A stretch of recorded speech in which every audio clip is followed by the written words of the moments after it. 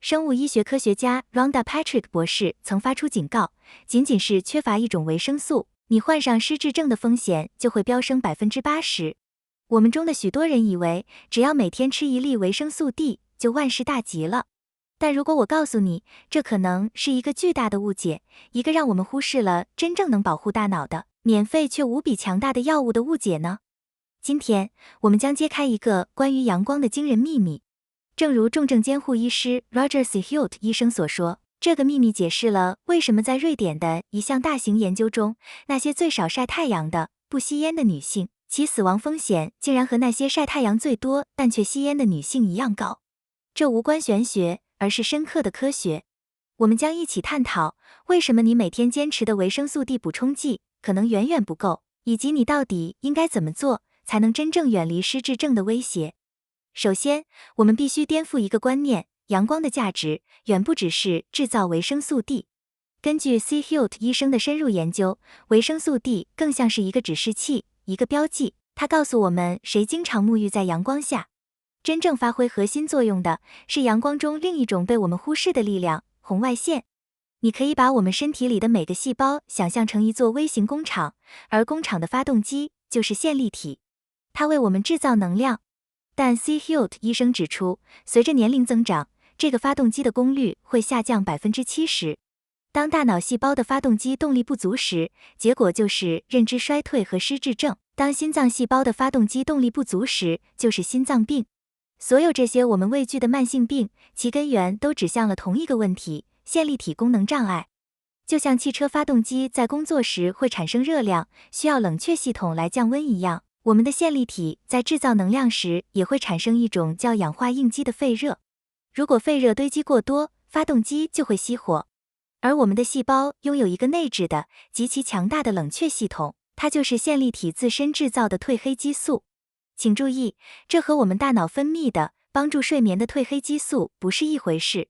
它是一种强大的抗氧化剂，专门用来给线粒体降温。而激活这个冷却系统的钥匙，就是阳光中的红外线。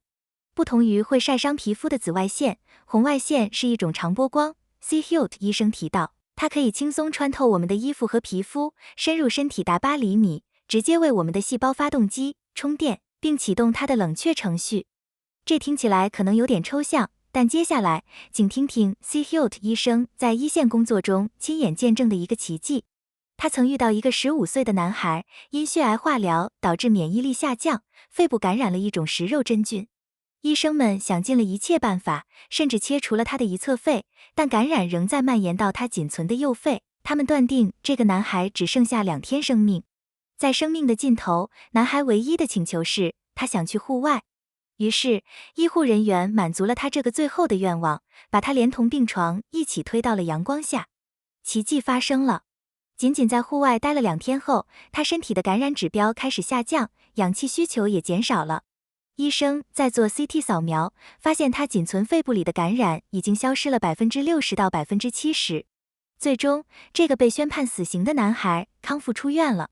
他们没有更换任何药物，唯一改变的就是让他沐浴在阳光里。这个故事告诉我们，阳光中蕴含着我们现代医学尚未完全理解的强大疗愈能力。那么，我们具体应该怎么做呢？第一，每天至少保证15到20分钟的户外时间，这不需要你特意去暴晒。第二，选择最佳时间。Seheult 医生建议，早晨太阳升起时和傍晚太阳落下时是最好的选择。因为在这2个时段，阳光斜射角度大，有害的紫外线被大气层过滤掉很多，而有益的、穿透力强的红外线却能足量到达。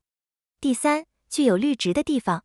你可能不知道，树木和植物会大量反射红外线，所以在公园、森林或者任何有大量绿植的地方散步，你会接收到加倍的红外线滋养。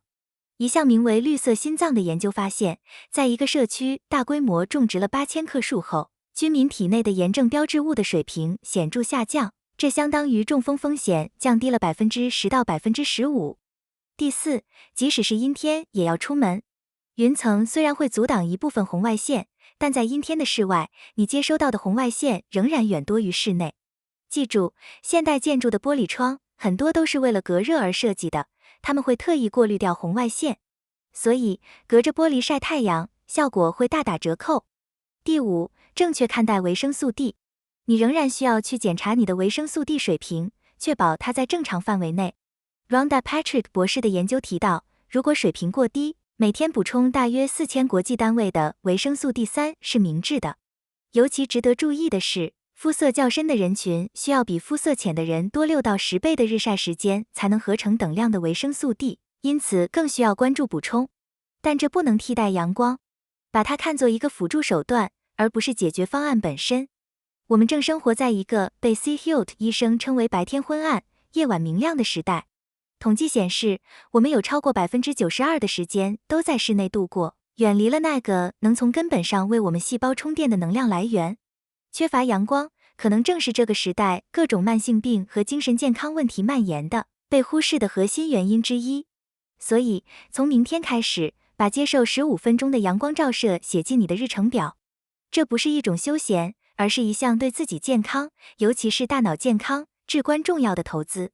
请把这个视频分享给你关心的家人和朋友，这个简单、免费的动作可能会改变他们未来的生活轨迹。